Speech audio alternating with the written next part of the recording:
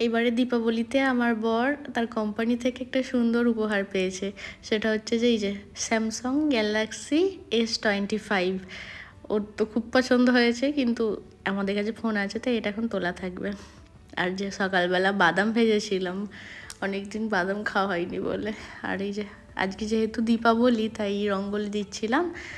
আর দেবো হচ্ছে রঙ্গোলি 4টে, ফার্স্টের এটা কমপ্লিট হয়ে গেছে। আর এই যে এইটা করছি, খানিকক্ষণ বাদে এটাও কমপ্লিট হয়ে গেল।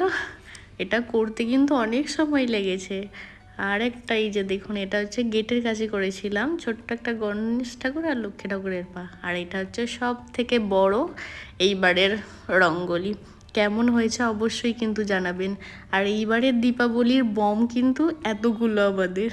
সন্ধেবেলা দুজনে মিলে চারিদিকে দিয়া বাতি সব জ্বালিয়ে ঠাকুরকে ধূপ দেখিয়ে আমরা যাব হচ্ছে বাইরে বম ফাটাতে আর ঠাকুরের কাছে বাতি দিতে। আর সন্ধেবেলা যখন এই যে বাতিগুলো জ্বালিয়ে দিয়েছিলাম, কত সুন্দর লাগছে দেখেছেন রঙ্গোলিগুলো।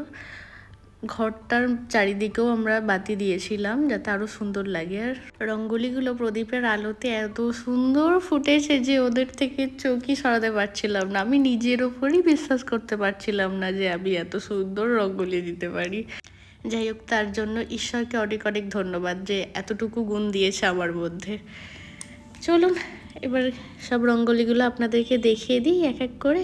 বেশ সুন্দর লাগছে বলুন।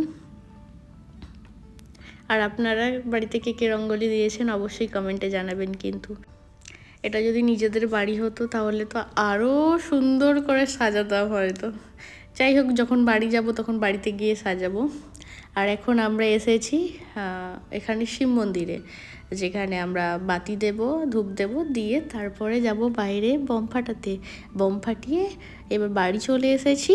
এসেই যে দীপাবলির রাতের ডিনার, ফুলকো ফুলকো লুচি, আলুর দম আর সাথে মিষ্টি।